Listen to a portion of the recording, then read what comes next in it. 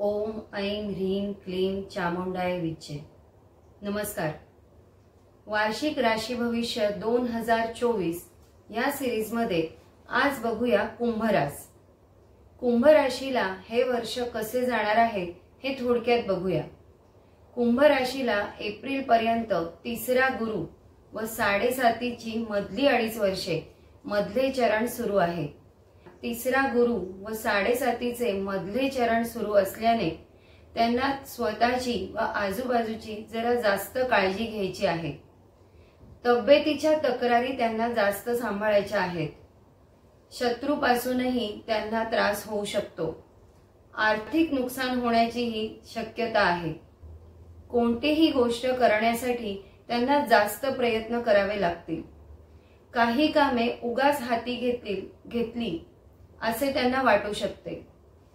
जोडीदाराशी व इतर नातेवाईकांशी त्यांचे मतभेद वाढू शकतात।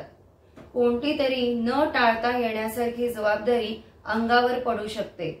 नैराश्य लवकर येण्याची शक्यता आहे। चटके किंवा जखमा होण्याची शक्यता आहे।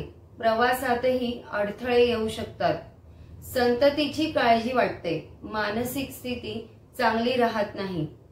निराश झाल्यासारखे वाटते। कोणतेही कामे लवकर होत नाहीये असं वाटते।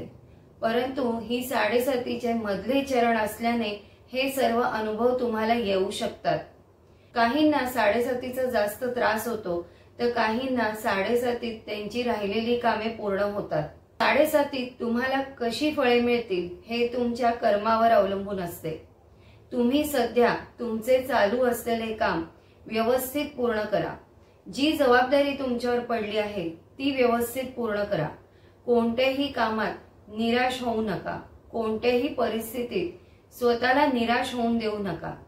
त्यामुळे तुम्हाला आत्ता जरी चांगले वाटले नाही, आत्ता जरी तुम्हाला लवकर निराशा वाटली तरी सुद्धा तुम्हाला 7.5च्या शेवटच्या चरणात म्हणजेच शेवटच्या 2.5 वर्षात तुम्हाला याची चांगली फळे नक्की मिळतील। शनी महाराज हे आपल्या कर्मांचा हिशोब देत असतात।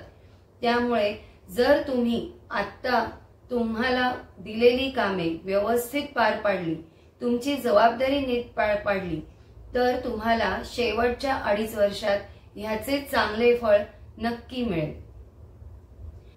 सध्या तुम्हाला दुसरा राहू सुरू असल्याने तुम्हाला अचानक नुकसान होण्याचीही शक्यता आहे।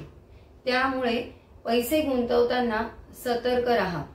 आता बघूया ह्या वर्षी करायच्या उपायांबाबत।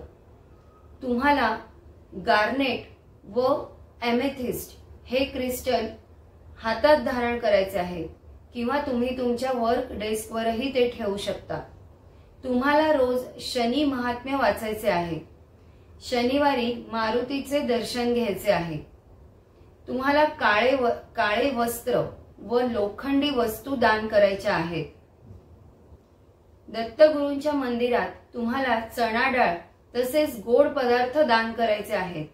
तुम्हाला 1 मुखी, 7 मुखी व 8 मुखी रुद्राक्ष हे अत्यंत लाभदायक आहेत। कोणत्याही महत्त्वाच्या कामाला जाताना निळा व राखाडी रंग वापरायचा आहे व लाल रंग आणि नारंगी रंग तुम्हाला टाळायचा आहे। हे वर्ष तुम्हाला अधिक लाभदायक व सुखकारक राहो। धन्यवाद।